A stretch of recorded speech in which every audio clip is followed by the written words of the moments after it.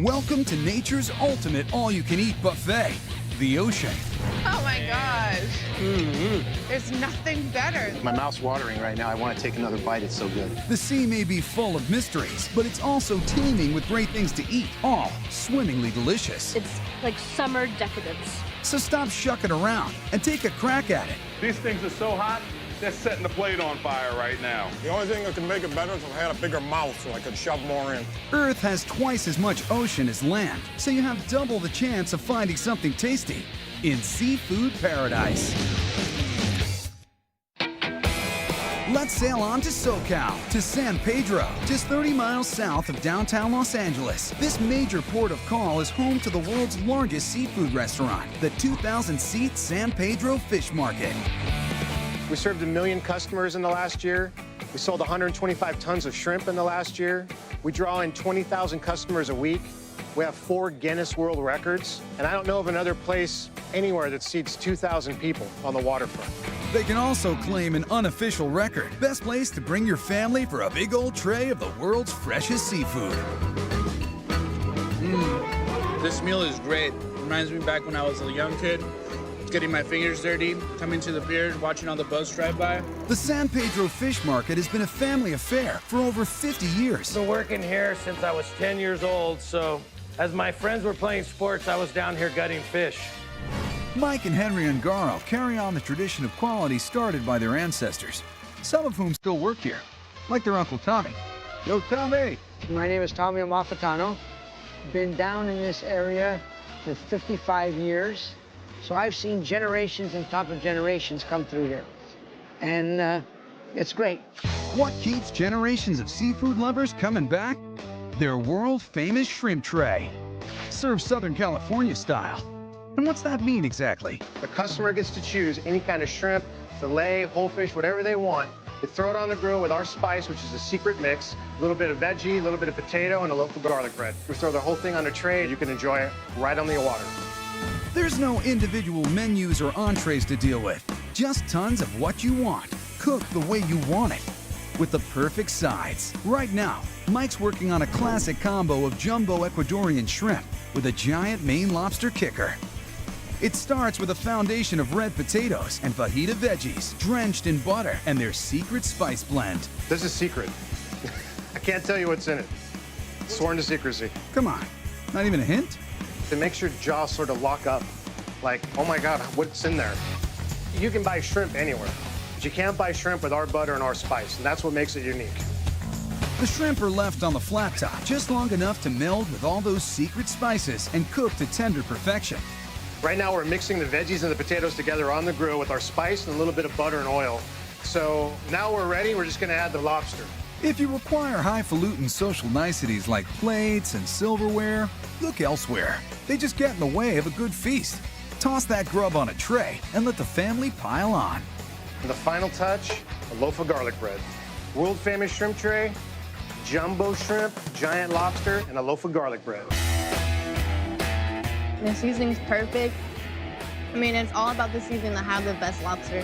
There's something about this shrimp that they do to it is just amazing. You can't get this shrimp nowhere else. Not into shrimp? No problem. At San Pedro Fish Market, you can get any kind of seafood you want, from abalone to zebra mussels. Or let Henry pick out something nice for you. We've got a live Dungeness crab here. Big old sucker. Once I get my hand. I don't know. Looks a little pinchy. And it's funny, I've had an employee get one on each finger, sitting there screaming, ah! So yeah, it's not pleasant. What else you got? I want something exotic, but not too exotic. All right, I've got here Huachinango. We call it a Mexican red snapper. Excellent fish, you know, one of my favorite. Oh, yes, please. I'll have the Huachinango. How great is this?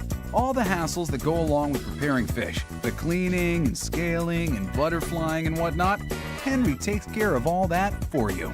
Then he drenches her down with a very spicy, very secret tomato-based wet barbecue rub. All right, I'm finished. Now I'm gonna bring this out to Mike and have him cook it up. See, cook up Senor Snapper and make it snappy. Mike gives that fish an expert grilling. If you weren't starving already, the sweet smell of sea air mixed with barbecue aroma will definitely put you in the feed me zone. Our Mexican red snapper, the one chinango, right off the grill.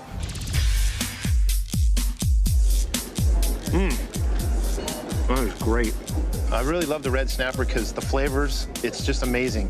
I actually watched them cook it, and that was kind of cool. The spices that they use, they have a special blend here. You can't get it anywhere else, and it's just amazing. My mouth's watering right now. I want to take another bite. It's so good. But if you really can't decide what to get, go with the Super Combo. That's like a municipal aquarium on a tray. If it swims, we cook it. Got salmon, 4 different types of shrimp, jumbo scallops, little neck clams, black mussels, calamari, and green mussels from New Zealand. Putting everything on the grill, a little bit of butter, a little bit of spice. Starting with the salmon. We're gonna steam the shellfish, the clams and the mussels. Jumble that all up with potatoes, veggies, and garlic bread, and ahoy mateys. Super Combo Tray's got everything every seafood lover could ever want. So good. It's the best. Potatoes and onions and all the sauce goes really well together. Oh my gosh, it's so good. It tastes like we just sailed over this fish. The most delicious bite I've ever had. So no matter what you're into, San Pedro Fish Market can make all your wildest seafood fantasies come true. You could throw a whole shark on this table and we'll eat it. Nothing compares to San Pedro. I come down here just for this fresh seafood. Down on the bayou, seafood isn't just something you eat. It's woven into the fabric of the culture. And one of the most beloved classic Cajun tastes y'all ever laid tongue to is dished out by the dozen at Drago's in New Orleans, the birthplace of charbroiled oysters. Wow. Wow, that's great. The flavors just melt in your mouth. It's fantastic. And the master behind those fantastic flavors is Tommy Sitanovich. About 20 years ago, I was just thinking, what would happen if I put that butter garlic sauce that we put on our redfish, and I put it on our incredible Louisiana tasty oysters, and then maybe put a little bit of cheese on it, and then cook it on the grill? Oh my God, I gotta tell you, might have been the luckiest day of my life. Now it's called the single best bite of food in town, and they sell over 3 million of them a year. A lot goes into getting that tasty morsel from the bottom of the sea to the end of your fork. This is where it starts. Fresh, beautiful Louisiana oysters. 500 to 1,000 sacks a week, about 40,000 sacks a year. All those sacks head to the cooler. The cooler is kind of like that vault where Scrooge McDuck kept his gold, except with oysters. After shucking, it's straight to the grill. But first, Tommy has to whip up that famous butter sauce. Butter, black pepper, Italian seasoning, and way too much garlic. In New Orleans, we're not shy about garlic. Anything worth doing's overdoing. We're gonna put double the garlic in it. And oh yeah, is that gonna be good?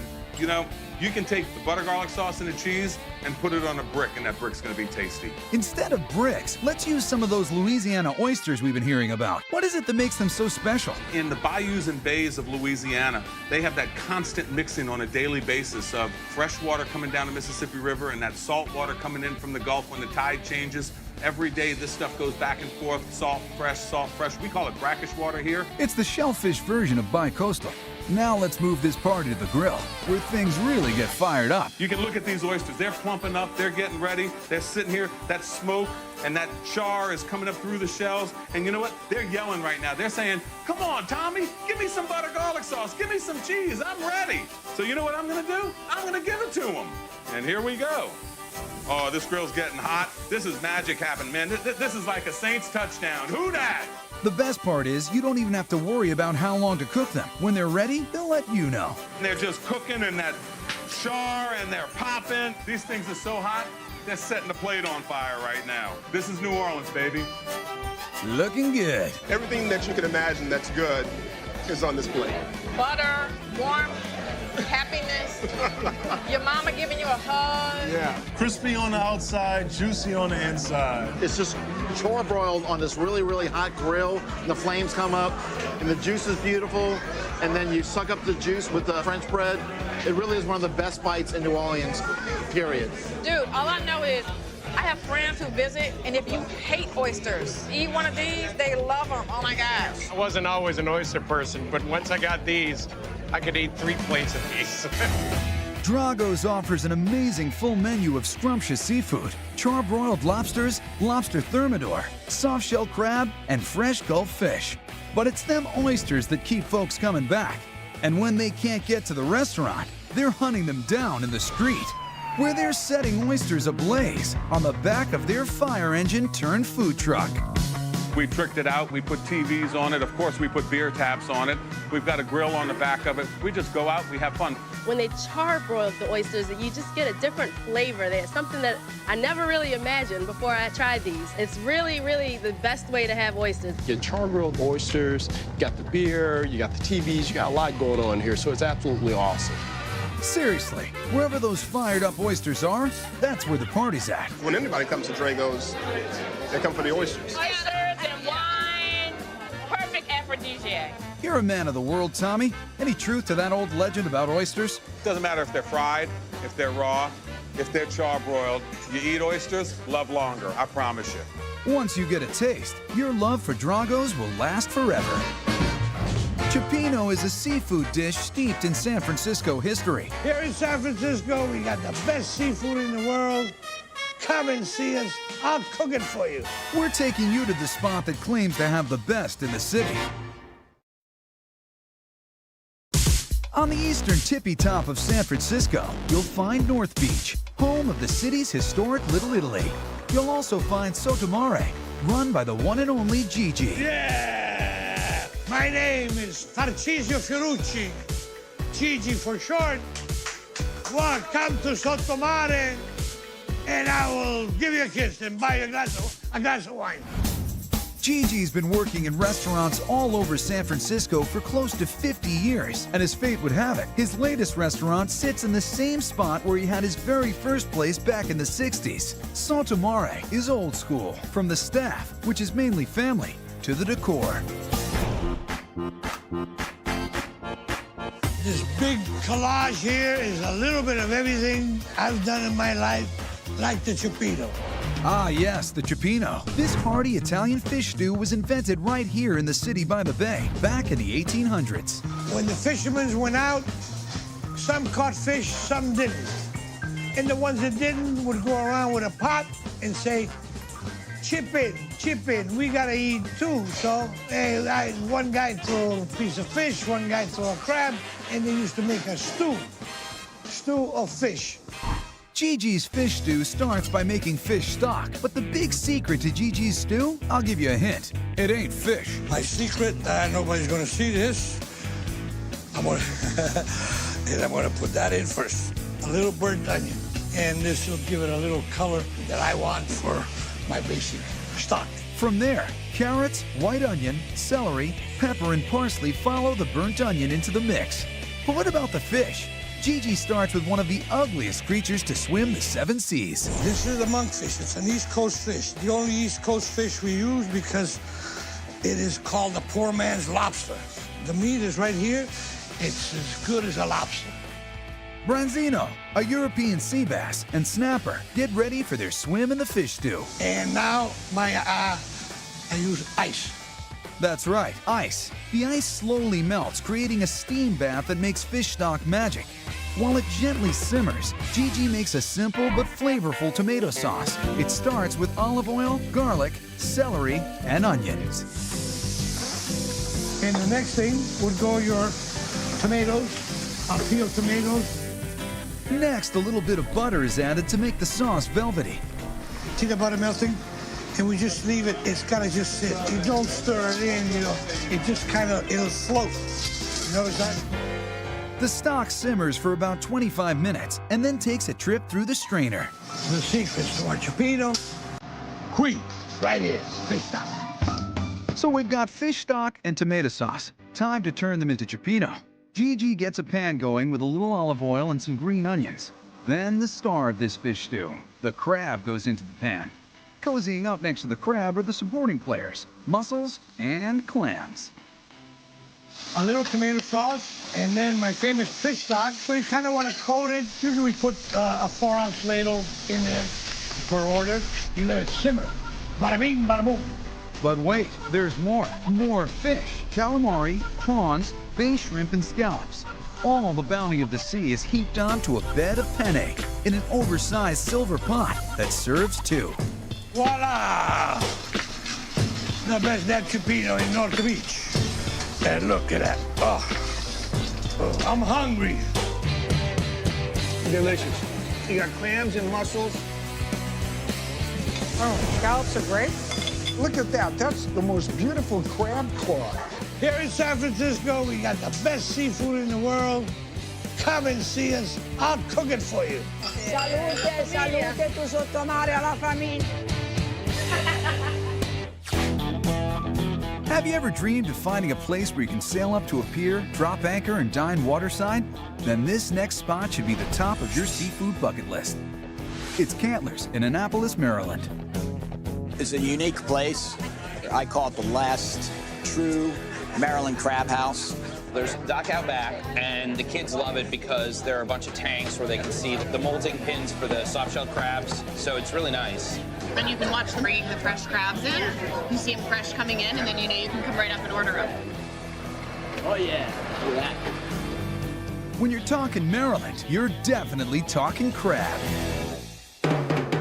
This place gets busy when the season starts, when the weather's warm. First thing people think about on the bay is crabs. In this part of the country, there's a crab shack on every corner, each one claiming to be the best. We drove here from Washington, D.C., and we're actually super excited for all this crab about to happen. Having all these choices is what you call a high-quality problem. Your next issue, how to eat the crab. At Cantler's, it's all about the crab cakes. Oh man, we just won an award for our crab cakes, and our secret, not so secret ingredient is Maryland crab meat. Let's change gears and venture to the holodeck of Cantler's, the steam room, where the flavors and textures of the best crab in America are preserved by pressure cooking batches of them in large steel pots. Boiling for us tends to take the meat out. The steaming keeps that meat in, keeps it nice and fresh. After all the delicate crab meat is picked out, it's mixed with mayonnaise, Tabasco, salt, parsley, dried mustard, paprika, and Worcestershire sauce. You need to bind the meat together. You want to use the least amount of ingredients, though, so you can taste that fabulous meat. And what would any Maryland crab be without Old Bay? Old Bay is the Maryland spice. It's just little ingredients of salt, black pepper, some Cajun seasonings, if you will. Let the good times roll. Next, the crab meat mixture is formed into 2 5-ounce balls and baked for 15 minutes at 450 degrees. That looks good. Crab cakes are ready when they're deep golden brown. That's what you're looking for. Just plate these two babies up. A handful of seasoned fries, a lemon wedge, a side of coleslaw, and voila! And there you have it. Best crab cakes in the whole United States of America. This is why we came. 32 years I've been coming here for my birthday. Let them eat crab cake. Who needs icing and candles anyway? Oh, awesome, dude. Awesome. It's like melting in your mouth. Give me a... Come on, buddy. Come on, buddy. Love it. There's 1,000 other places in Maryland that do crab cakes. But nothing like this. Nothing like this. There's no filler at all crab meat. Outstanding. Cheers, buddy. Cheers, brother. The crab cakes are unbelievably awesome. It's all this, no work. Oh, but the party ain't over yet. The next dish is for the crab purists in the crowd. That is a monster. I mean, look at it.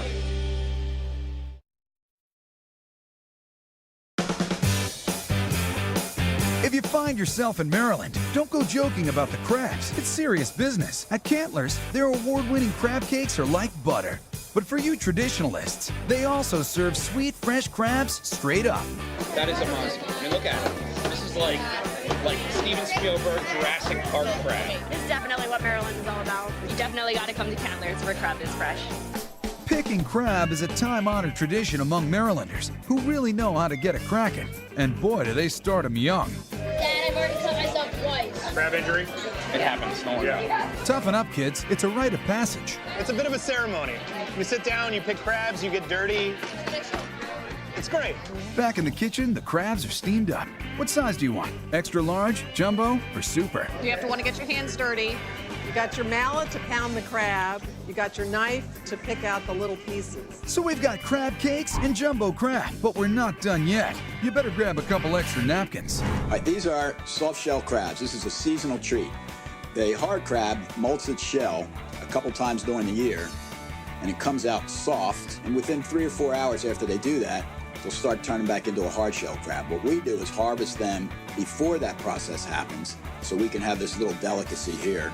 We dredge it in a seasoned flour, and we just drop it in the fryer at 350 degrees for about 4 minutes. And these are ready to go. They're absolutely gorgeous.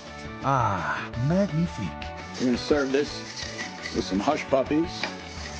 And there you have it, soft shell crabs. You don't even have to pick them, you can eat the whole thing. My wife will not have this. I really prefer She loves crabs. hard crab. This is like the whole crab, like the whole thing. You're eating the whole body. See that? See, that's a leg. You just sort of suck it up. Delicious. It's really good. It was very fresh tasting. The batter on it is like very crispy, but very thin and light. Less breading, more crab. That's basically what makes them good. In Maryland, it's not just what you eat, it's where you eat it. The what is crab, and the where is Cantler's. Just sitting with my family or my friends, just picking good, hard Maryland crabs, steamed to order, fresh. It makes all the difference in the world. When you're in Maine, you want to eat like the locals do.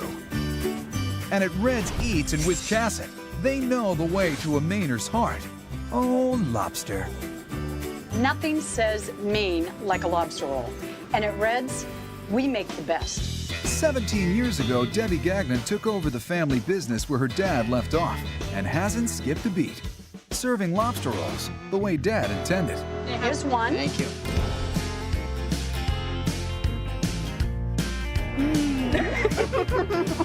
Lines actually will go down the sidewalk some days and traffic can get a little bit tight, but when you have the food, you understand why people are waiting. You know, my father always used to say, you can feed anyone once, but if you feed them twice, you're doing something right. Oh, I come here 5 or 6 days a week. The best food you can find. What makes my rolls so special, my meat is so fresh. To keep up with the heavy demand, Debbie relies on Ed and his team at Atlantic Edge Lobster for her daily catch. And Booth Bay Harbor is rich with the gold standard of crustaceans, where they're pulling in 1.5 tons of lobster daily. Once the boys reel them in, the boat totes the haul back to home base. You might say Ed and his boys run a full-service operation. Not only do they catch the lobster, they steam them too. Once they reach a core temp of 180 degrees, Ed puts the freeze on the process to lock in optimum texture. Then they all take their services one step further by picking all the best meat off. Finally, it's sent back to Debbie at Red's so she can put all that scrumptious meat to good use. Look at the lobster tails, the whole tail for each roll. This is knuckles, tails, and claws that I've ripped up, never cut. Grill me up a roll. We make my rolls on. We butter and grill the bun. So the bun is gonna be warm, hot, and fresh. This is a New England style hot dog roll. That's what we use at Red's. And I'm gonna show you how we make this. It's very simple, but very special. I put the claws on either side. People go, well, how do you know how much I said, hey, listen, my hands have memory. When I grab this roll, I can feel if it needs an extra tail or extra meat. So the customers get more than a whole lobster in each roll. Whoa, they got more claw meat than a cat fight at a nail salon. But Debbie's no quitter. She adds a few more chunky pieces to top this showstopper. People get so excited to come to Red's to experience this because you get to enjoy the whole lobster without messing with the shells. Then it gets wrapped in its spacesuit and it's ready for takeoff. Every single one of my lobster rolls I serve with hot drawn butter or mayonnaise on the side. That way they can dip the tails in butter, then drizzle it down the roll. It's so good that way. And here it is. This is the masterpiece. This is Red's Eats' famous lobster roll.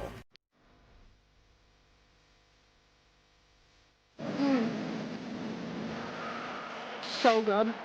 Perfect.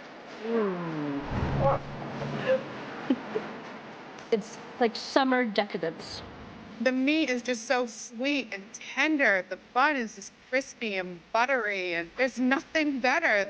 And you dip it right there in your butter.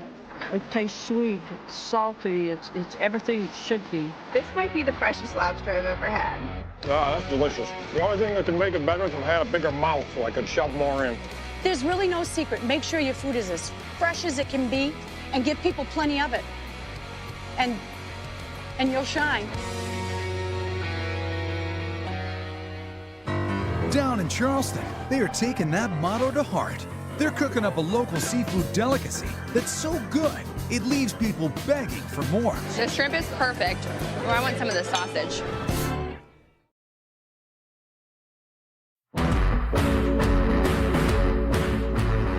Next stop, one of America's seafood capitals, Charleston, South Carolina, to a place where you can enjoy the best of low country cuisine, right on the water, Fleet Landing. Fleet Landing is about local, low-country fare, very heavily influenced by our local fresh seafood here in Charleston. This is awesome. We just drove into town 15 minutes ago, and we come straight to this place. Grits are so creamy. It's awesome. No place I'd rather be. From their home inside a retired Navy building, Fleet Landing does forward-thinking food, made with only the freshest, locally sourced, and sustainable ingredients around. But they still know how to nail the classics, like shrimp and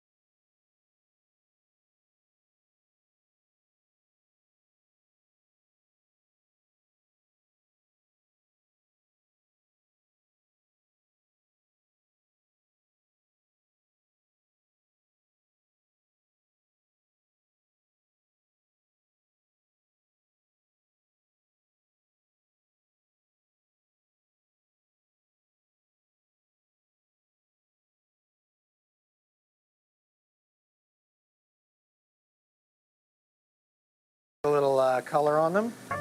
Then comes the star of the show, a whole mess of jumbo white shrimp, born and raised less than a mile away. Now we're going to deglaze with just a little bit of white wine. Adds another little level of flavor. It's also going to help these shrimp steam up just a little bit and cook down. Let's weave all the strands together into one powerful sauce. The caramelized roux gets whipped into a blend of savory shrimp stock and rich beef stock.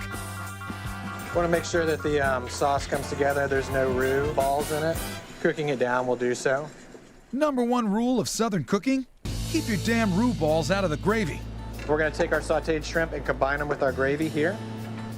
It looks like those grits are ready. So how do we bring this dish home, Drew? A little bit of sliced andouille and our tasso glaze that really just brings the dish all together. And that's how Fleet Landing does their take on shrimp and grits. This is a Southern delicacy right here.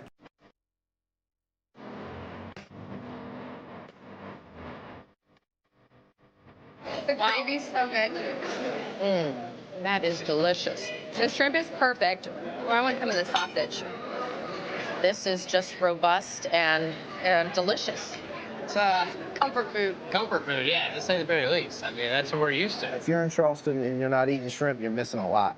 The shrimp are tender and juicy, and they've soaked up the flavor of the gravy and the scallions, and it is just superb. And the grits are extremely creamy. So they're not too thick, but they're just right with the gravy and the shrimp. It's excellent. That's the key, like sweet low country shrimp. Thought it would be really heavy with the gravy because I've never had it, but it's not at all. It's very light. You gotta love how Chef Drew uses Southern staples as a jumping off point into new frontiers of flavor. Listen to where they take fried green tomatoes.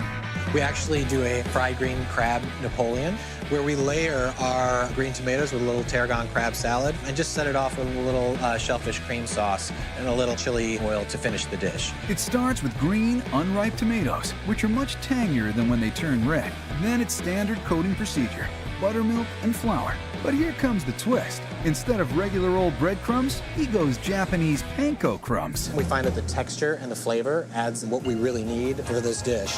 It keeps them nice and crispy. While those fry up, time to whip up the crab salad. We use a little lump crab meat, mayonnaise, some fresh tarragon, a little bit of Old Bay, granulated garlic, and some other flavors in there to really set this dish apart from typical fried green tomatoes here in the Low Country. Drew keeps it light on the prep here to keep the flavors simple and clean. We really want the crab and the tarragon to kind of speak for itself. The assembly starts with a foundation of creamy sauce made from shrimp and crab stock. Just drizzle it on, spin it around till it's dizzy, then start stacking on the luscious layers. Tart it up with some chili oil, mixed greens, and carrot curls. And so this is Fleet's version of fried green tomatoes. It doesn't get any fresher or coastal than this. But the taste of it is just way above than what I can explain. Very good. I've had both the crab and fried green tomatoes, but I would not have put them together. So to put them together, it's great. You get the crunch of the fried green tomatoes and the delicious crab filling, and tastes like home. The crab with the tomato is excellent. It's kind of like a pancake or like a little sandwich. You mush it together and it's great.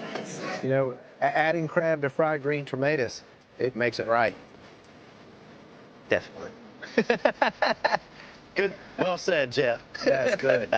Can I take one more bite? This is really good. So if you find yourself anywhere on this sea-level stretch of the South Carolina coast known as the Low Country, and you have a hankering for something fresh, get to Fleet Landing, the home of new traditions and Southern-style seafood. And even farther down south in Florida, don't be surprised when you find yourself amongst a group of grouper groupies.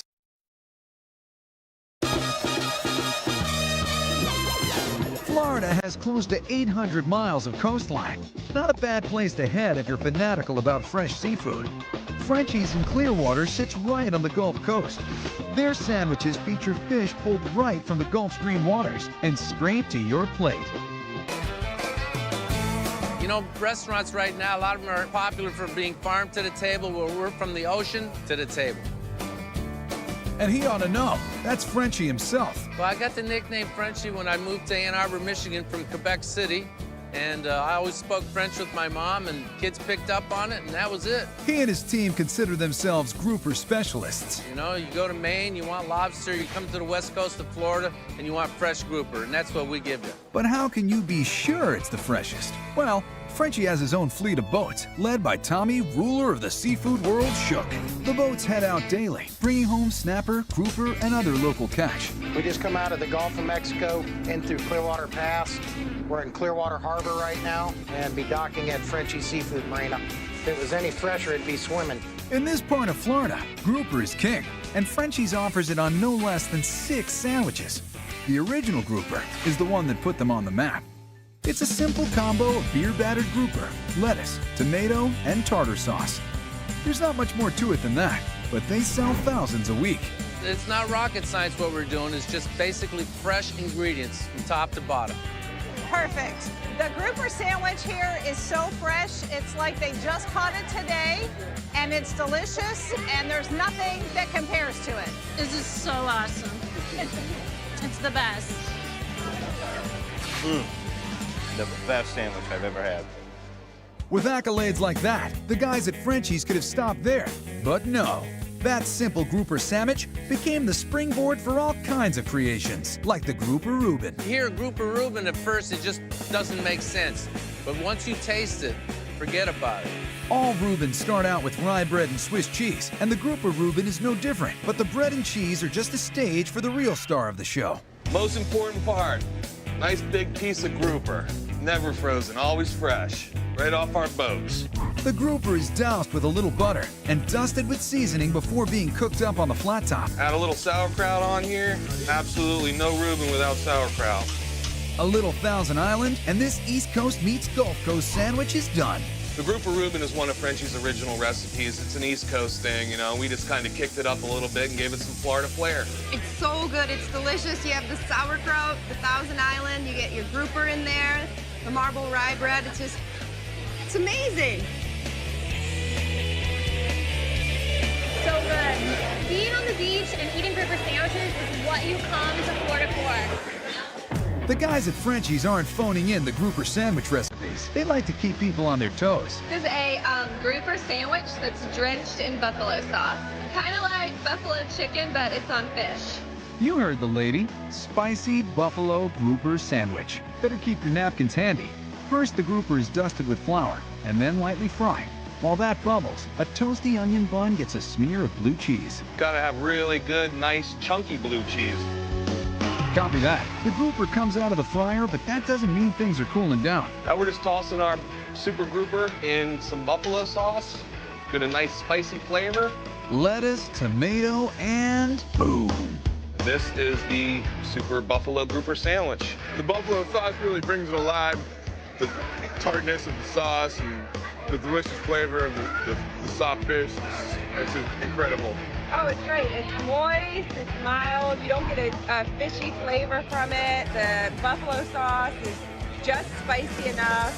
It's a great combination. You get a little kick with your fish. Really good. The most delicious sandwich in the world. Hands down. Now you have no excuse to eat alone in Florida. Get with the Grouper Group at Frenchie's. Get ready to park your carcass in the front of some of the best seafood in Boston. Yanked straight from the icy Atlantic, right into a sizzling skillet. Getting your hands dirty with this beautiful meat from New England. Are you kidding me? Come on.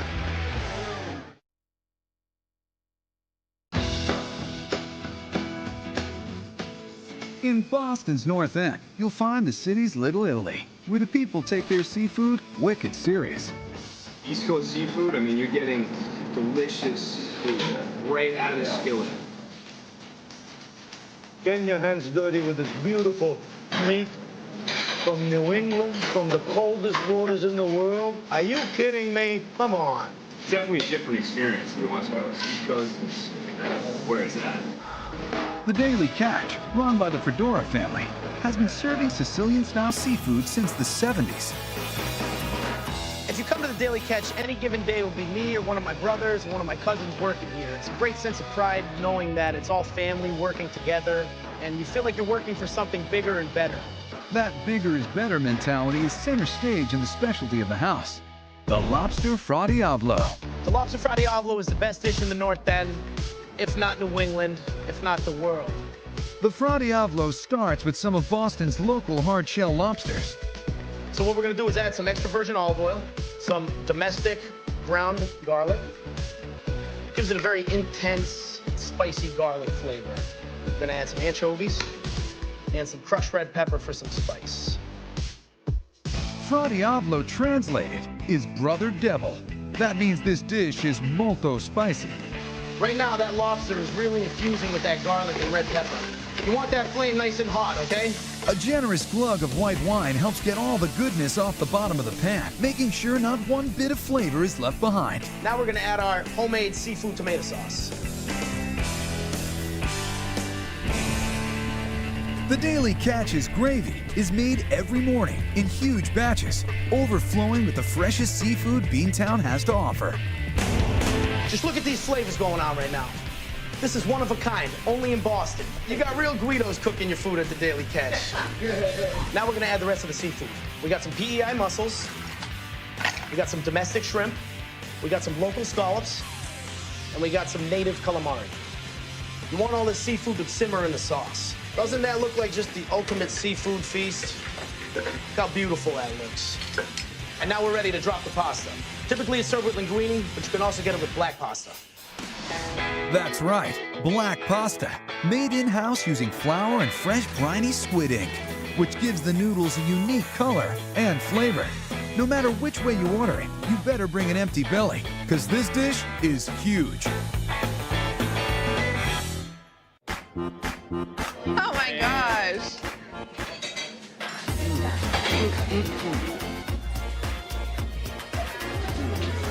You know, this is almost like heaven. I'm obsessed with the sauce here. It's soaked in seafood, garlicky. You can't get enough of this sauce. Wow. It's hard to top something as over-the-top as the Fra Di, but the monkfish marsala is gonna try. The monkfish outside of Boston is sometimes known as the poor man's lobster. The chef lightly breads the fish and then fries it up to a deep golden brown. Next up are some mushrooms and a healthy dose of the dish's signature wine. Marsala wine is made with raisins, prunes, and figs, so you're gonna really get those flavors when this wine reduces. Next, we're gonna add, squeeze in some fresh lemon. The acidity of the lemon is gonna cut back on that sweetness a little bit. We're gonna finish this sauce with a little bit of butter. It's gonna give the sauce a little bit of richness. Just kind of swirl it in the pan. Okay, we're ready to plate. Look at that. I look good. Those mushrooms, those tender fish.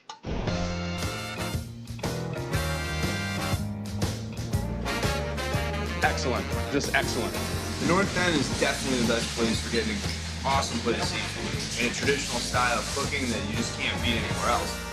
There you have it. Just a fraction of the delicious bounty the sea has to offer. All so fresh, it needs a spanking from its mama. With all that great seafood out there, don't hesitate to dive in. Barbecue, the oldest form of cooking known to man. But a bold few have harnessed the power of smoke and flame and use it to turn otherwise ordinary meat into something mere words can't describe. Just yummy. It's a shockwave of just deliciousness. It's over 15 inches tall, and it's damn good. Great barbecue joints aren't easy to find. You gotta know where to look. You know, we're just bringing a little south to Vegas. Fortunately, there's one on every corner in barbecue paradise.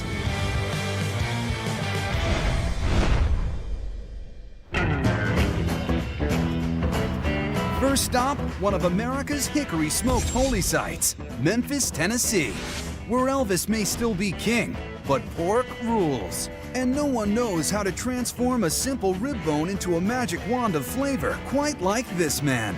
My name's Craig, and this is Central Barbecue. Craig Blondes and his business partner Roger Sapp opened Central Barbecue back in 2002, using the same recipes that earned them over a dozen titles on the national competitive barbecue circuit. We're getting ready to whip up our rib rub, which makes our ribs famous. It's a spice blend that my business partner created on the competitive circuit years ago, and we've stuck with it and use it every day. You got your standard kosher salt, cumin, chili powder, and pepper. Then Central goes deep, adding a dimension of earth spices, garlic, onion, and paprika. And finally, a little brown sugar, which caramelizes and locks in the flavor. Why are they the best ribs in the country? Because of the spice blend right here. Here's a tip from the pros. You know that silvery membrane on the back of a rack of ribs? Most armchair grill masters take that off before cooking, but Craig leaves it on. How come? My philosophy is there's a layer of fat under here. You remove the membrane, you remove the fat, they dry out. Fat rules. Whether it's pork fat, beef, it doesn't matter. Because as you're cooking it, you're gonna render the fat down, and that's what keeps the moisture. With the skill of a Swedish masseuse, Craig rubs in the spice blend. The rack sets up overnight, and then he smokes them to perfection with a blend of hickory and pecan. The aroma is so intense, it's hard not to just grab the slab right out of his hands. But be patient, just one more step. Basically, what I'm gonna do to finish these ribs is remove the membrane, and that's the last part of the process. With that done, it's time to dig in. These ribs have been kissed with smoke and are ready to eat. You heard the man, let's eat. Cheers. Falls off the bone. You can't make this up. You see the bone? You didn't see any utensils. You didn't see anything else. You just saw picking it up, meat and bone. Falls right off. Delicious. And the grease is what's so good. It gets all over you. That's how you know you have a good rib. Craig's barbecue skills are beyond next level. There's no meat he can't make better with his smoker sorcery. This is about the biggest, baddest, smokiest wing that you're ever gonna find. Who takes the time to smoke chicken wings? A true barbecue visionary, that's who. For a barbecue joint, I've been voted best wings in town 3 times. This is like 3 normal chicken wings. Go for it. Come on, man. I'll get you some towels. Once you do put them in your mouth, you're ruined for the rest of your life. You won't be able to eat wings anywhere else. Wow. Even if wings aren't normally your thing, you gotta try these big, bold flappers. These wings are so huge that there's parts of wings I've never seen before in here. But I'm okay with that. Memphis barbecue is normally all about dry rub marinades, but for his smoked wings, Craig makes an exception. That's what makes them so exceptional. The first thing you're gonna need to do is marinate them with a Louisiana-style hot sauce for about 24 to 48 hours. These bad boys been marinating for 48 hours, and now they're ready to see the smoke. They're gonna be in here for about 2.5 hours. at approximately 250 degrees. We're gonna hit them real hard with the smoke being a hickory and pecan mix. Normally, if your chicken is pink on the inside, that's an invitation to the salmonella ball. But here, it's nothing but flavor. And as you can see, there's a nice smoke ring on them. That pink is from the smoke. My wings are so good, you could even eat the bone. After smoking, the wings get crisped up and finished off in the fryer, but not before getting one final flavor boost. You can pick traditional buffalo sauce, tangy honey gold, a dry Jamaican jerk rub, or Craig's favorite, sweet heat. Which is that same honey gold that I've added dried Chinese red pepper and dried habanero pepper to it. So you get the sweet, tangy start and a real hot finish. This is so hot, it'll melt your face off. This is next level heat right here. I can't handle it. It's too much for me. What keeps Central on top of the Memphis Meat Pyramid is they've mastered the classics, but they're not afraid to take barbecue to new places. Pulled pork nachos, anyone? The cheese tastes really good with the barbecue sauce together. The pork is just perfect. I mean, there's a reason they get voted the best every year. The beauty is in the simplicity. Chief Nacho Tech Duran Rogers starts with a basket full of homemade tortilla chips, hand-pulled pork, and some of Central's sweet Maui-style barbecue sauce. Then what happens? After I sauce it up, come over here by the nacho cheese machine. That's what it is. It's nacho cheese, but my cheese. Pretty cheesy if it ends there, but wait, there's more. Come back over here, sprinkle a little bit of the shredded cheese on top. If you got HD, I bet you can see all the shredded cheese melting on there. Put a little bit of jalapenos on there. Then I just kick it with a little shake, homemade style from Central Barbecue. I'm so messy. I know, I'm gonna need more napkins. While some Memphis meaderies take themselves a little too seriously, Central puts the fun back into barbecue fundamentals.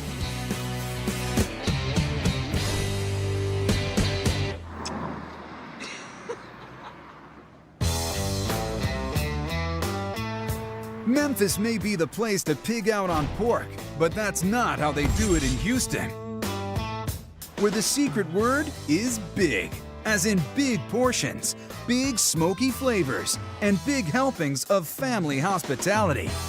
That's the winning formula for this gem of a spot on West 19th Street, Gatlin's Barbecue.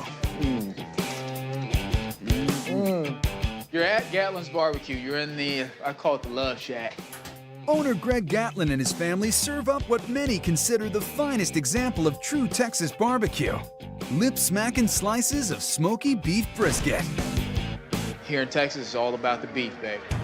Greg's got his pops helping out with the smoker and his mother Mary running the front of the house. Did you enjoy? Absolutely. Okay. Imagine her pride when Greg announced in 2010 he was giving up his lucrative corporate career to open a barbecue joint. Can you imagine what this mama said? Have you lost your mind? But Gatlin's Barbecue took off like wildfire, and where there's fire, there's smoke. The secret ingredient to Gatlin's beloved brisket. A lot of people think about barbecue as being the sauce, but here in Texas, if it doesn't have wood flavor in it, it's not barbecue.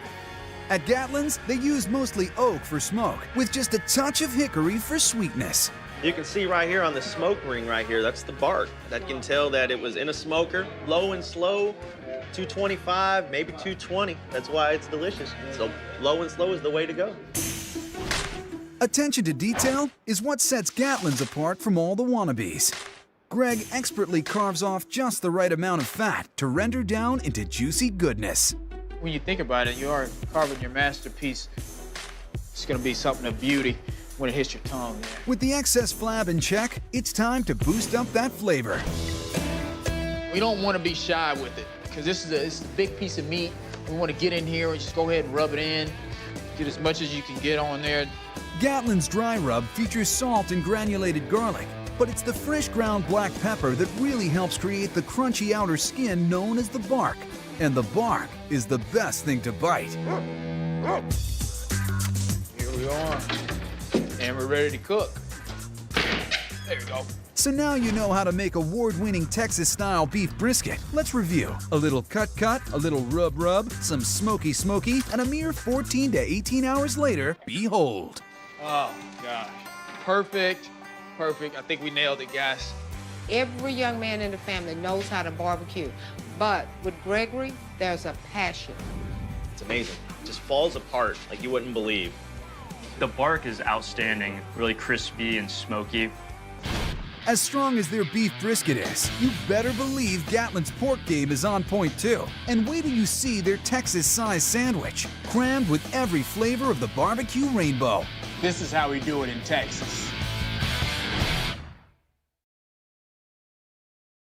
Texas has long been our nation's barbecue beef capital, and you won't find brisket any better than at Gatlin's Barbecue in the Houston Heights neighborhood. But owner Greg Gatlin played a little Division I football at nearby Rice University, so he knows how to handle the pigskin too. We're talking pork ribs.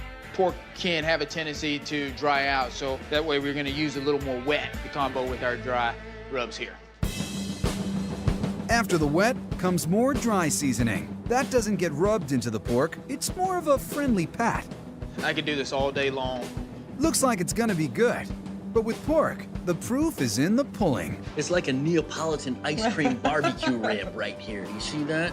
All the different flavors, the smoke got in there, and I'm gonna enjoy this bite right here. A guy can work up a powerful appetite, making people's meatiest dreams come true. So what does Greg make for himself when he gets hungry? It's kind of a secret, but I'll give you a hint. It's a sandwich with everything but the kitchen sink. You gotta know about it to order it. The kitchen sink sandwich is a big scoop of Miss Mary's dirty rice, hearty hunks of barky brisket, man-sized slices of smoky links, mounds of shredded cheddar, peppers, onions, and just a drizzle of their tangy, warm, vinegar-based barbecue sauce. I try to drizzle. Oh. Boom. It's like a 3-meat combo on a sandwich. It's outstanding. When it comes to great barbecue, Houston, you have no problem. Gatlin's is the spot. Barbecue in Texas, it's a religion. It's not just something we do. I've already had my barbecue fix for the weekend, so don't need to test everything else to find what's the best, that's for sure.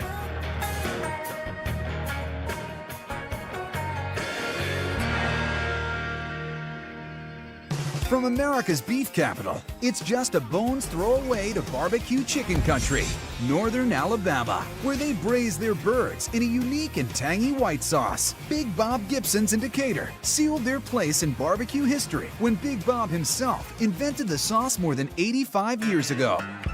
Big Bob Gibson, he lived out in the country. He was a big character. He was like 6'4", weighed about 300 pounds, charismatic.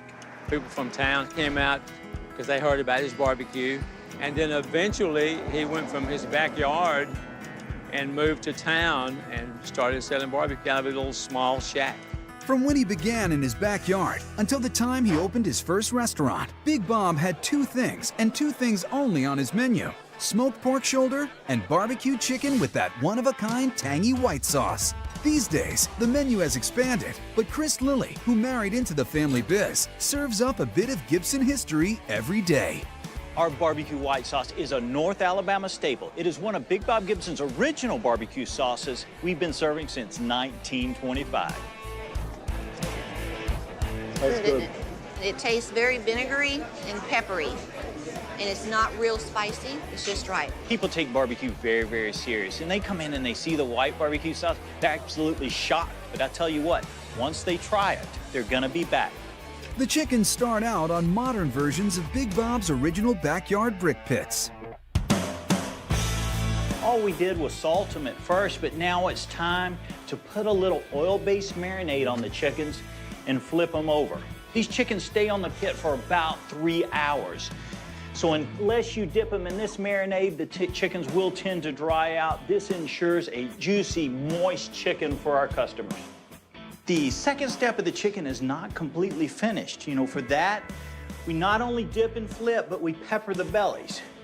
This is a fresh cracked black pepper that will broadcast over the chickens. It's only now that the chickens are ready for their second stage of cooking.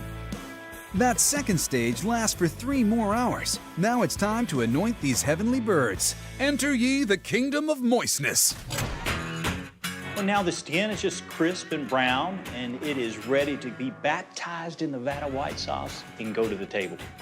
The white sauce is a tangy combo of mayo, vinegar, lemon juice, horseradish, spices, and a whole lot of love. The sauce has a little bit of creaminess and a little bit of vinegar, and I love the tartness of it, and it just makes the chicken flavor even better. It's magic, is what it is. Between the smokiness in the meat and then the taste of that white sauce, it just does something to me.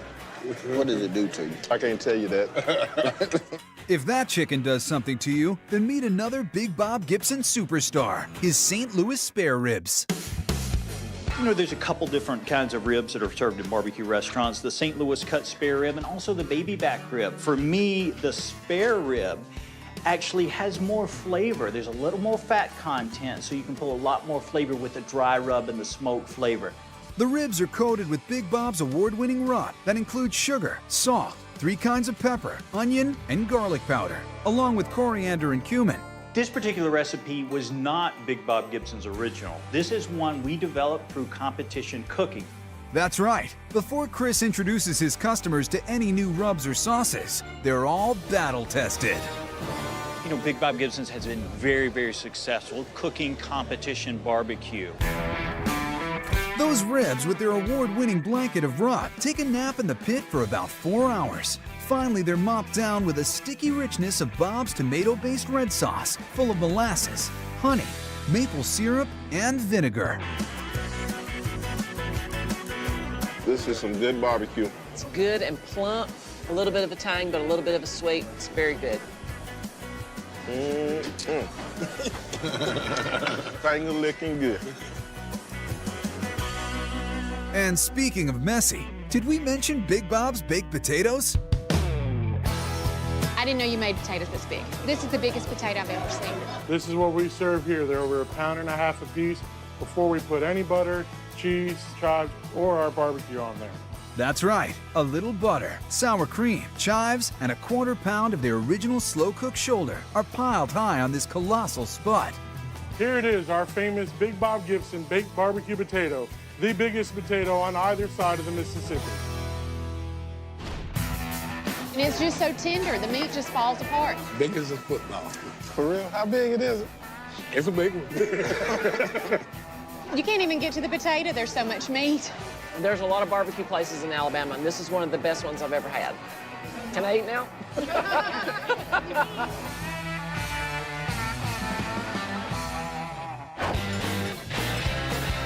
From deep in the heart of Dixie to Sin City, high rollers who know barbecue roll into Rollin' Smoke, where a pair of Arkansas brothers are stopping traffic with their smoker sorcery.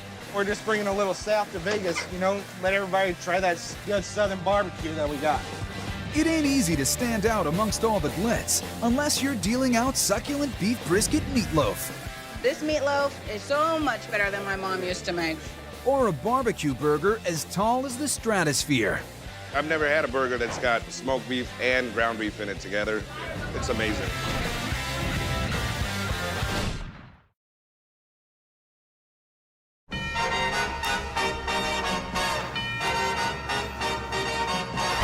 The rule in Vegas is you roll your dice and you take your chances. But there's one sure bet in this town. It's the barbecue meatloaf being served up at Rollin' Smoke, a hole in the wall, just off the strip. This barbecue twist on a down-home dish is the brainchild of 2 brothers from Arkansas, bringing authentic Southern Q to Sin City. You know, we're just bringing a little south to Vegas, you know, let everybody try that good southern barbecue that we got. The team cooks up Arkansas barbecue, which simply put is a mishmash of barbecue styles from around the country, all stitched together in one crazy quilt of flavor. And what could be more delicious than an oversized smoky hunk of barbecued meatloaf? Just ask Pitmaster Dusty. This is our mom's recipe for back home in Arkansas. Then my brother got crazy, decided he wanted to do a little pioneering, and so now it's first of its kind. Like many good meatloaves, this one starts with a mixture of ground beef and pork. From there, we venture into uncharted territory. Right now, we're gonna grab the brisket that's been smoked on hickory wood for about 16 hours. These good old boys don't leave well enough alone. They also add a generous portion of smoked pork. It's a gamble that paid off. So now when you take a bite of this meatloaf, you're gonna go, is that pulled pork? Yes, it is. It's smoky goodness pulled pork right here. Dusty also throws in diced onion and green pepper. And their ace in the hole, their homemade rub.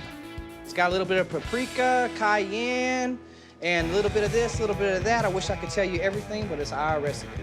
Last but not least, this is gonna be our sauce, the secret recipe. And this is where you really put the South in your mouth.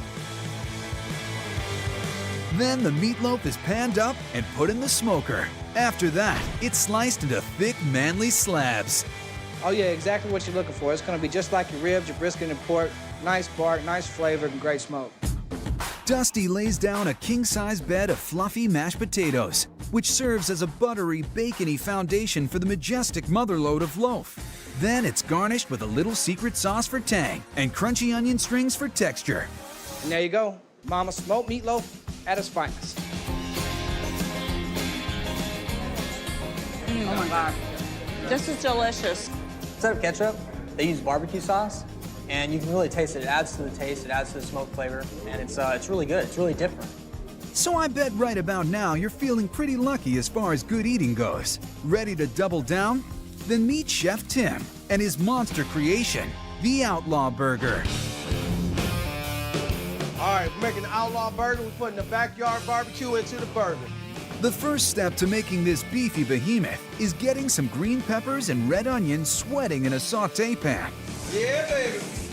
Those are added to criminally insane amounts of Wagyu beef. And now it's time to inject the barbecue into this burger. See this nice juicy brisket right here? The juice is flowing right out of there. That's how we do it in rolling smoke. Yeah, baby. Next, I'm gonna add my wet ingredients, barbecue sauce, some Worcestershire, and some other secret ingredients that we use to put in here. A healthy dose of that secret rub is tossed in, along with a few eggs to hold it all together. We smoked this burger low and slow at 225 for 30 minutes. Half an hour later, and Tim is ready to stack the deck. I'm gonna place them on the grill, get some nice char marks on there. He piles on thick slices of cheddar, fresh lettuce, juicy tomato, a festive fistful of purple slaw, crispy onion strings, and a little something to keep the tower from toppling over. Now we're gonna stab this Outlaw with the cherry peppers and the pickles, and we're gonna finish it off. And like I said before, it stands over 15 inches tall, and it's damn good. This burger is so big, so trying to watch people come in, trying to eat the Outlaw Burger is just amazing. They're like, what do I do with it?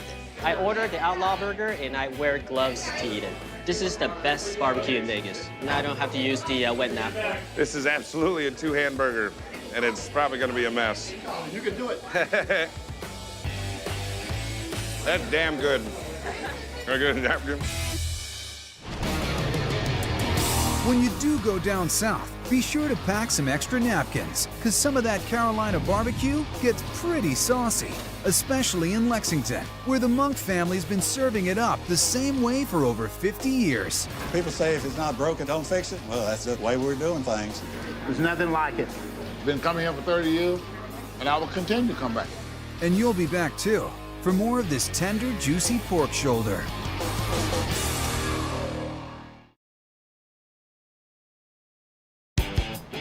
The Carolinas are home to no fewer than 5 distinct styles of regional barbecue, but the best might just be found in Lexington, North Carolina, the mecca of slow-smoked tomato-laced pork shoulder, known as Western style. Each day here at Lexington Barbecue begins with owner Rick Monk and his trusty pitmaster preparing over a half-ton of pork shoulder. Their motto, keep it simple. This is really true Western-style barbecue. We do not use any rubs on it. We do not use any marinades. All we do is put a small base of salt on this shoulder right here. But simple does not mean easy. It takes a trusty shovel to keep the hickory coals burning just right. We use oak and hickory wood, shovel coals down about the size of a nickel or a dime, and spread them evenly out under here. The pork is packed in shoulder to shoulder for a 9 to 10 hour smoke. What makes it special is it's the old-fashioned way. The hickory flavor as the grease gets fat and falls down onto the coal. Meanwhile, it's sauce making time. Most of your places have a very thick, almost gooier barbecue sauce. Ours is very thin. It falls through the meat. It just saturates it, through the bottom of it there. I do not want to hide the taste of the meat. I just want to enhance what you're getting ready to eat into. Rick starts with the dry ingredients. Salt, red pepper, black pepper, not really reinventing the wheel yet.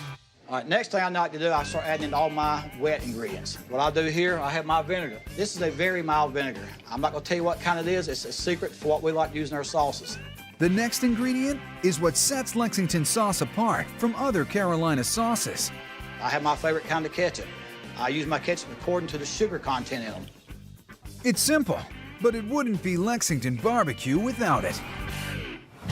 You know, I'm from Eastern North Carolina, and the barbecue's different there, but Eastern style has more vinegar, where this has a little bit of that tomato ketchup base to it, so it gives a little extra tang. But I prefer the Western style barbecue. I'm slowly trying to educate them what barbecue is over there. But no one's gonna get any learning done if we don't get them shoulders out the smoker. The most popular style barbecue here we sell is a chopped barbecue sandwich. And love here is gonna be chopping meat up, putting it on a bun. The chopped sandwich mixes white and dark meats, but you can also choose a brown chop. I love the brown. I love the brown. Or a brown coarse chop. It's gonna be cubes like little squares of meat. And a lot of men like the big chunks of meat instead of having it chopped, which holds a little bit more sauce. They want the big chunks of it in their mouth. I mean, that's just as good as it gets. Any way you chop it, all the sandwiches come with the sauce and a healthy scoop of slaw, which gets its color and flavor for more of that Lexington-style sauce. You gotta have the slaw, because without the slaw, you have nothing. Slaw has some tang to it, and they have a little bit of heat from the sauce. It's a tasty sandwich. It's so simple, but it's complicated. But I love it. Another item to add to your barbecue bucket list. If you haven't had Lexington style yet, don't worry, there's still time to catch up. Face it, people get weird when it comes to their barbecue, especially in the capital of weird, Austin, Texas. So naturally, their favorite barbecue spot is way off the beaten path, on a sleepy cul-de-sac. By a pair of second-hand trailers, the line forms early. All right, everybody, we're open. Oh, they seem friendly now. Just don't keep them waiting too long for their meat, specifically longhorn-sized beef ribs and fresh andouille sausage. Conjured up by the Pied Piper of protein pyrotechnics, Tom Mickelwaite. I cook in that trailer, and I smoke meat in this one, and blah, blah, blah, blah, blah, blah. What else? Tom went from being a punk rock musician, to a florist, to a butcher shop assistant, to finally a barbecue entrepreneur. In Austin, that's known as a traditional career path. The obsession of barbecue. It's obsession that just grows and festers. I mean, that's not a good word. It's a festering passion. The dish that put Mickelwaite's on the map is the award-winning beef ribs. Dang, look at the size of those things. Each rib weighs about 2 pounds. See, it's about as big as my arm. The beef rib is, I think, quintessential to Texas because it's just so big. I mean, pork rib, beef rib. I mean, it's just amazing. Let's get our dry rub working. We'll need lots of pepper, some dark chili powder, chili flakes, onion, garlic, freshly ground mustard seeds, a pinch of mace just to let you know you're alive, and a little coriander for that citrusy zing. All on a foundation of salt. And that's how you prep a local legend. These are the ribs that won the Austin Chronicle Beef Rib Smackdown. It took a couple days for the victory to really sink in. Now it's into the smoker. Beef ribs are seasoned or ready to go. We're gonna put them in the smoker for 12 hours. When we take them out, they will be juicy, succulent, unctuous, dripping with flavor, and absolutely delicious. People don't realize how much labor goes into this. It's really absurd. Like, someone has to be here pretty much all hours of the day. The fire's gonna be running all night. 12 hours later, all the hard work pays off. With smoke flavors so bold, not only can you taste it, you can actually see how it penetrated the meat. This is the smoke ring. I want that to be about 1/4 of an inch. It should be like a crimson, like nice dark color. More delicious than mere words can capture. That's a big bite.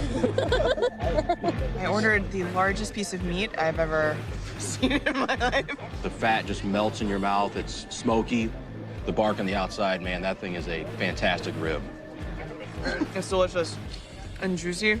We're actually from New York City, and you cannot get meat like this at all. The test of a true marriage is if you can go through and share this without having a fight. Because I could have a whole thing completely by myself. Oh my gosh, look at it. It just comes right off.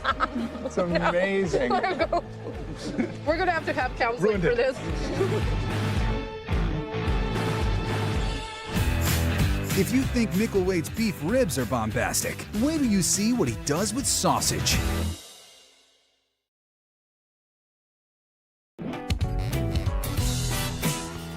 We told you how Austin, Texas barbecue mogul Tom Mickelwait is proud of his big beef rib prowess, but the thing that brings him the most joy is making sausage.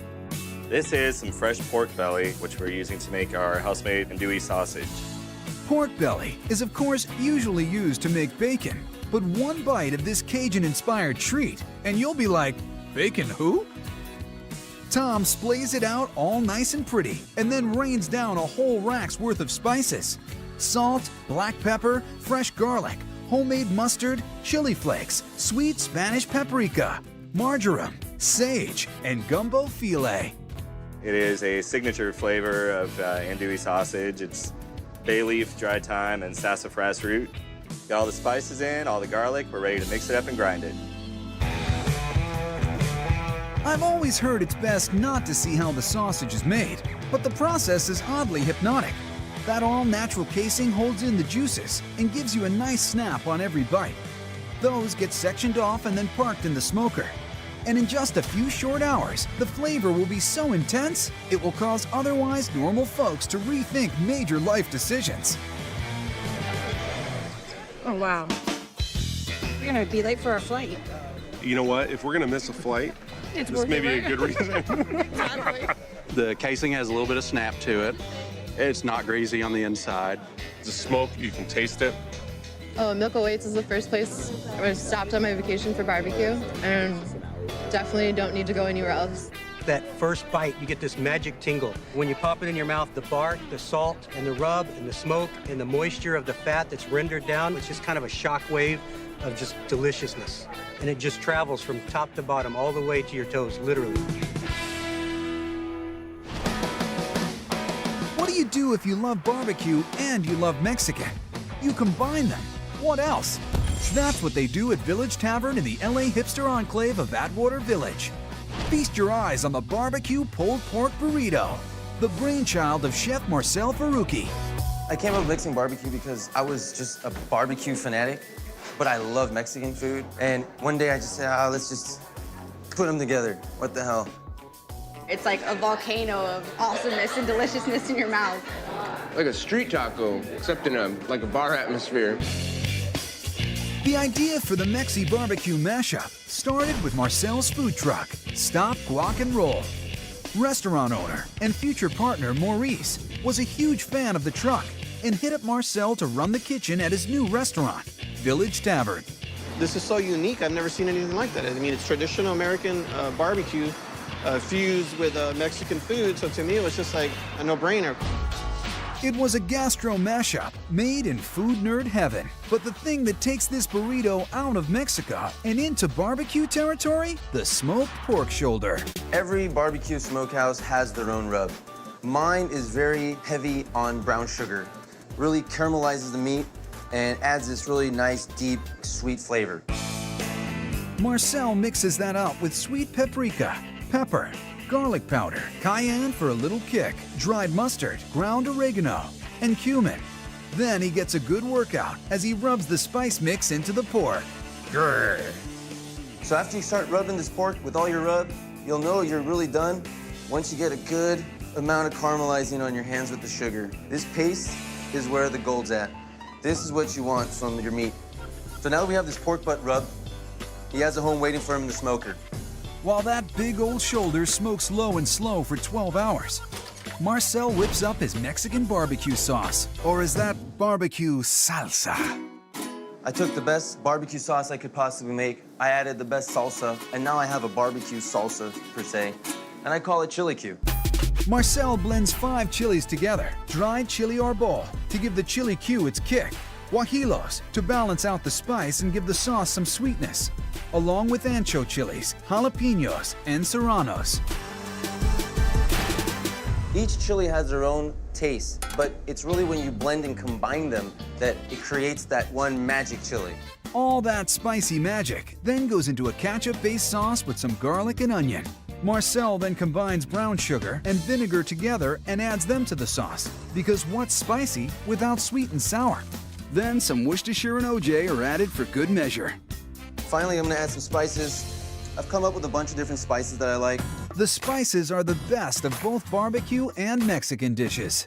We're gonna let this simmer on low for roughly 4 to 5 hours. Without this sauce, there's no Mexican barbecue.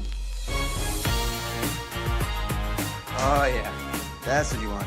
12 hours later, that shoulder is done smoking and falling apart. And now it's ready to get married with the Chili Q sauce, a match made in Mexi Barbie heaven. I mean, as you can see right now on the flip side, this pork got a nice, beautiful, beautiful crust of Chili Q. Marcel wraps the barbecue pork in a flour tortilla and tops it with a Mexican-inspired lime cilantro coleslaw, pico de gallo, and guacamole sauce. Oh my gosh. Wow. The barbecue is all through pork. It just steeps through, and then you have the Chili Q that just, it's mouth-watering. There's so many layers to it. Like, there's different flavors, and they each hit you differently. But if burritos ain't your thing, you have options on how to eat your Q. Marcel also offers up Mexican barbecue tacos, tortas, and nachos. It's got a zing to it, you know, it's different. It's supposed to be Mexican barbecue, and I just know it tastes amazing. Anybody visiting the Atwater Village Tavern deserves to have this great taste. It's so good.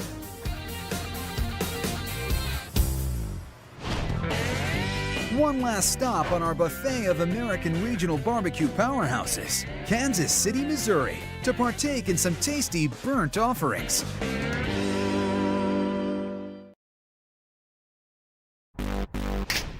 The Kansas City area is another of America's big regional barbecue powerhouses. Experts say the finest example of Kansas City barbecue is not in the 816 proper, but just on the outskirts in Excelsior Springs, Missouri, at a place called Wabash.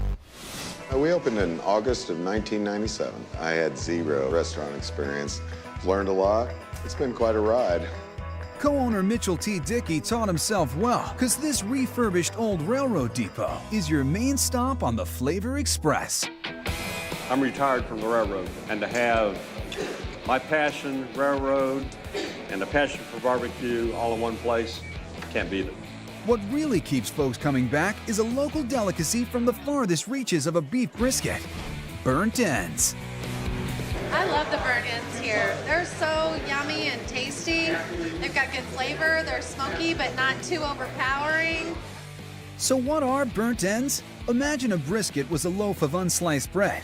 Burnt ends are the heels, the part with the best delicious bark to meat or crust to bread ratio.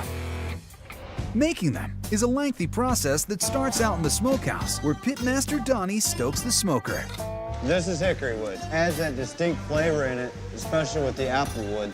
And it just gives off a certain flavor that you just can't beat with them pellet stoves that they use in the bigger cities. Then they start working in the rub. The exact ingredients? That's a secret. There's salt, garlic, some Cajun spice. Trust me, you'd love it. The love's in the rub. Brisket comes from the shoulder of the cow, and it's one of the toughest cuts of meat there is. But 16 or so hours in the low heat of the smoker renders it perfectly tender and coated in crispy, mouth-watering bark. Charred a little bit on the outside, pinkish on the inside, really, really yummy. Have to have the combo of the char and the soft tender meat, otherwise it's not a burnt end. But at Wabash, the ends are just the beginning. For a true taste of KC magic, you gotta get the ribs. The meat doesn't just fall off the bone, it practically leaps off. Look at that. That is what I'm talking about right there. Don't ask me how to prepare them. I don't have any idea, but it works for me. The secret is Wabash's patented process. After 4 or 5 hours, Mitchell wraps them in foil to lock in the juices, then sticks them back in. For how long? That depends. The smoker, she is a mysterious mistress. Oh, it all depends. Anywhere from 30 minutes to 45. Oh, look at that. That's what it's all about right there. Just fall off the bone. It's like love. When it's right, you know it. And these babies are right. Whether you're into pork or beef, dry or sauced, sweet or savory. At this old train station, they're all aboard. How do you even put a price on flavor like that? Let's ask these professional auctioneers. Start at $1 million and go up. 25, 30, now to 35, now to 40, to get 30, 40, now 45, 45, now 55, now 80, now 90. Sold him 80, now bill right there. Sold it. Barbecue, like the people who enjoy it, comes in all shapes and sizes, united by a common love of flame-kissed meat. And despite the differences, we all wipe our mouths one napkin at a time.